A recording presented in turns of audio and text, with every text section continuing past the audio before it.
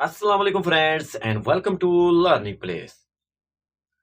तो आज से हम एक स्मार्ट इंडस्ट्री के रिलेटेड एक प्रोजेक्ट स्टार्ट करने जा रहे हैं, जिसके अंदर हम पीएचपी को यूज करेंगे और साथ में पीएचपी का फ्रेमवर्क यानी कोऑर्डिनेटर को यूज करने जा रहे हैं। ये एक स्मॉल सा प्रोजेक्ट है। इतना स्मॉल सा भी नहीं कि एक दो वीडियो के अंदर कंप्लीट हो जाए। ये मे बी कि ये 20 वीडियो से अबव ही जाएगा, इससे नीचे ये प्रोजेक्ट कंप्लीट नहीं होने वाला। ये प्रोजेक्ट स्मॉल इंडस्ट्री यानी टेक्सटाइल इंडस्ट्री का रिलेटेड प्रोजेक्ट है, जिसको हम रिमोटली यूज करेंगे।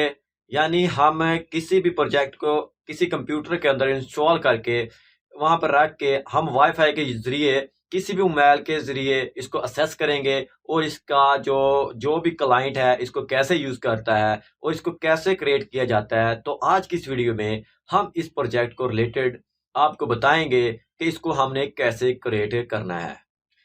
तो जब भी आप पीएचपी को यूज करते हैं लोकल होस्ट पे यानी अपने कंप्यूटर के अंदर, तो आप एक इसकी सर्वर की जरूरत पड़ती है। यानी पीएचपी किसी भी सर्वर के बिना रन नहीं करती। यहाँ पर एचटीएमएल आप कहीं भी रन कर सकते हैं, आपको कोई भी सॉफ्टवेयर की जरूरत नहीं होती, कोई भी सर्वर इंस्टॉल नहीं करना पड़ता। और अगर आपने पीएचपी को रन करना है तो आपको एक सर्वर की जरूरत पड़ती है। तो इस सीरीज के अंदर हम जो सर्वर यूज करने जा रहे हैं वो हम जैम यूज करेंगे। तो मैंने ऑलरेडी जैम इंस्टॉल किया।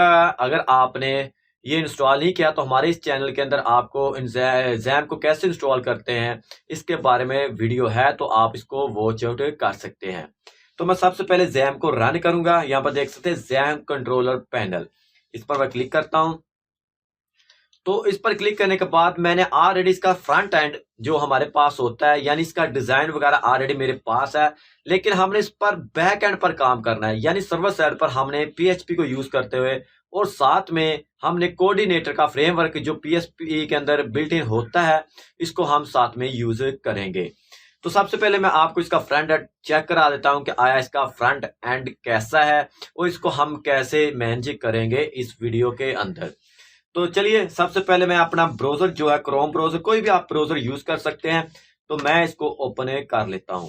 तो यहां पर मैं क्या करता हूं, तो यहां पर देखिएगा जस्ट मैं लोकल होस्ट टैप करता हूं। इसके बाद मैं आपको बताऊंगा कि आया ये कहां पर इसकी डायरेक्टरी पड़ी हुई है।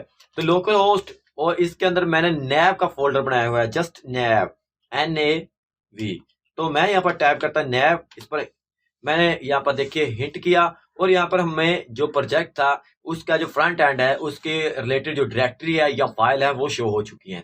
तो जस्ट मैं एक फाइल यहाँ पर बजाय कि हम फोल्डर ओपन करेंगे कोई भी फाइल यहाँ पर मैं ओपन कर लेते हैं, इस पर इंटर करता हूँ। तो यहाँ पर देख सकते हैं इसका फ्रंट एंड ओपन हो चुका है। तो ऐसा फ्रंट एंड इस इंडस्ट्री के अंदर हम यूज करेंगे। इसके अंदर थोड़ी सी एडिटिंग भी साथ साथ में हम करते जाएंगे। जो चीज हमको रिक्वायर होगी वो हम यहाँ पर रख लेंगे और जो चीज हमको रिक्वायर नहीं होगी तो हम यहाँ से डिलीट करते जाएंगे। तो चलिए, तो सबसे पहले आपने इसका जो जैम इंस्टॉल करना है तो इंस्टॉल आप कहीं भी कर सकते हैं, सी ड्राइव के अंदर कर सकते हैं। सी ड्राइव अगर आपकी जहाँ पर विंडो को मसला कोई बनता है तो आपका जो प्रोजेक्ट है बना बनाया वेस्ट। तो आपको मैं ये रेकमेंड करूंगा कि बजाय कि आप इसको सी ड्राइव के इंस्टॉल करने के आप इसको किसी और ड्राइव के अंदर इंस्टॉल कीजिएगा जिसके अंदर आपकी विंडो नहीं होती। तो यहाँ पर देखिएगा जैसे मैं यहाँ पर इसको मिनिमाइज करता हूँ और मैं अपने पीसी के अंदर चलता हूँ, मैंने इसको ई ड्राइव के अंदर जैम को इंस्टॉल किया हुआ है। तो ई जैम, और जब आपने कोई प्रोजेक्ट यानी इसका फ्रंट एंड इंस्टॉल करना है या कोई फोल्डर बनाना है तो आपने क्या करना है कि आपने htdocs आपको यहाँ पर फोल्डर मिल रहा है, इसके अंदर जाना है। जब आप जैम को इंस्टॉल कर लेंगे जिस डायरेक्टरी के अंदर आपने इसको इंस्टॉल करना है उसी डायरेक्टरी के अंदर आपने जाना है। तो यहाँ पर htdocs के अंदर आप देख सके यहाँ पर नैब का एक फोल्डर होगा, यहाँ पर देखिए नैब, और इसके अंदर हमारी जितनी भी डायरेक्टरी वो पड़ी हुई है। तो यहाँ पर इसको मैं बैक करता हूँ हिस्ट्री के अंदर, यहाँ पर देख सकते हैं जो भी डायरेक्टरी यहाँ थी वो भी यहाँ पर शो हो रही है। अगर आपने क्या करना है कि बजाय कि आप नैब यहाँ पर यूज करें आप कोई और भी इसका नेम रख सकते हैं। फॉर एग्जाम्पल मैं कंट्रोल शिफ्ट एंड टैप करता हूँ, न्यू फोल्डर के ये एक शॉर्टकट की है। तो यहाँ पर इसको मैं क्या करता हूँ, यहाँ पर प्रोजेक्ट, यहाँ पर इसका जो नेम है वो रखता हूँ प्रोजेक्ट।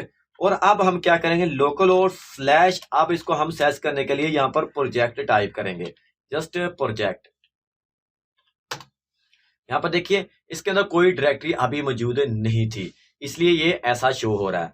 तो तो अब हम क्या करेंगे, जो नैव का फोल्डर है इसके अंदर जो भी जितनी फाइलें हैं वो हम इसको कट कर लेंगे, बजाय कि हम नैव का फोल्डर हम प्रोजेक्ट के अंदर इसको सेव कर लेंगे।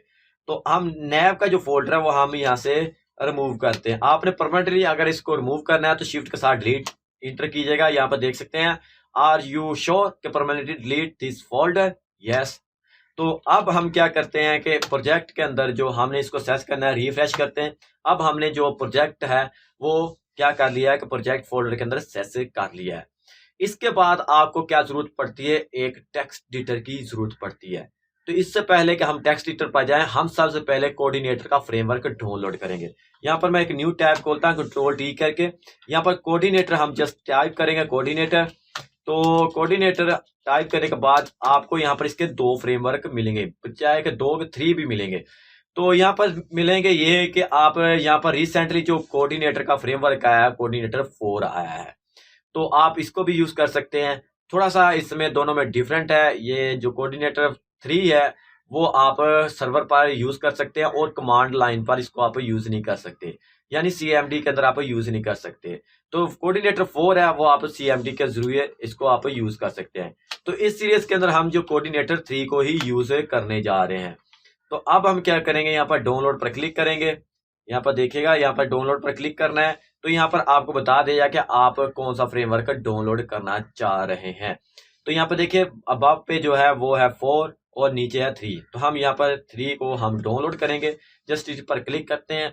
थोड़ा सा इसका MB होती है, मे बी 3 से ज्यादा नहीं होती। तो अब हम क्या करेंगे कि बजाय हम इसको डेस्कटॉप पर सेव करें, हम वहीं पर प्रोजेक्ट के अंदर चलते हैं अपने जैम htdocs, और इसके अंदर हमने प्रोजेक्ट की एक जो फोल्डर बनाया था इसके अंदर हम इसको क्या कर लें, डाउनलोड कर लेते हैं। तो यहाँ पे देख सकते हैं 2.6 MB का ये इसकी जो फाइल है वो अब क्या होगी, जो डाउनलोड होगी। तो यहाँ पर डाउनलोड होना स्टार्ट हो चुका है। तो यहाँ पर देखिएगा इंटरनेट की स्पीड बहुत ही स्लो है, तो जिसकी वजह से ये डाउनलोड में भी कहीं ज्यादा टाइम लगा दे। तो अब मैं क्या करता हूँ कि यहाँ पर अगर मैं यहाँ पर वीडियो ना बना होता तो हम यहाँ पर अपने मोबाइल की हॉटस्पॉट को सेट करते और इसको हम डाउनलोड आसानी से कर लेते। लेकिन जैसे ही यहाँ पर डाउनलोड होगा तो नेक्स्ट वीडियो में आपको बताऊंगा कि इसको आपने अनजिप, ये फाइल जिप है तो आपको मैं बताऊंगा आपने इसको अनजिप करके कैसे यूज करना है। तो ये वीडियो थी आपको इंट्रोडक्शन के बारे में, और आपको मैं साथ में बताया था कि हम कैसा प्रोजेक्ट बनाने जा रहे हैं। आई होप आपने इस प्रोजेक्ट को देखने के बाद आप एक्साइटेड होंगे कि ये बहुत ही एडवांस लेवल का यहाँ पर प्रोजेक्ट है। ये नहीं कि आपको यहाँ पर छोटा सा प्रोजेक्ट लग रहा है, नहीं, ये एडवांस लेवल का प्रोजेक्ट है जिसके अंदर आप आसानी से कोऑर्डिनेटर को कैसे हैंडल करते हैं, यानी फ्रेमवर्क जो PHP का इसको कैसे हैंडल करते हैं और इसको कैसे मैनेज करते हैं, ये आपको सारी डिटेल से आपको मैं इस वीडियो के अंदर यानी इस सीरीज के अंदर आपको बताऊंगा। जो भी क्लाइंट है, जो एडमिन साइड है, वो भी हमें यहाँ पर एडमिनिस्ट्रेशन वो बनाएंगे, यूजर को कैसे ऐड करते हैं, फॉर्म कैसे फिल करते हैं, ये टोटली हम जो प्रोसेस है जो इंडस्ट्री बेस होता है इसको रिमोटली कैसे हम असेस कर सकते हैं, ये आपको मैं टोटली इस सीरीज के अंदर जरूर बताऊंगा। तो आपने इस सीरीज का कोई पार्ट भी मिस नहीं करना। आई होप कि आपको आज की वीडियो जो है इंट्रोडक्शन की वीडियो कि आपने पसंद की होगी। अगर आपको कोई भी प्रॉब्लम होती है तो हमारे कमेंट सेक्शन में जरूर हमसे राब्ता कीजिएगा। तो आज की वीडियो में इतना ही, तब तक के लिए मुझे दीजिएगा इजाजत। अल्लाह हाफिज।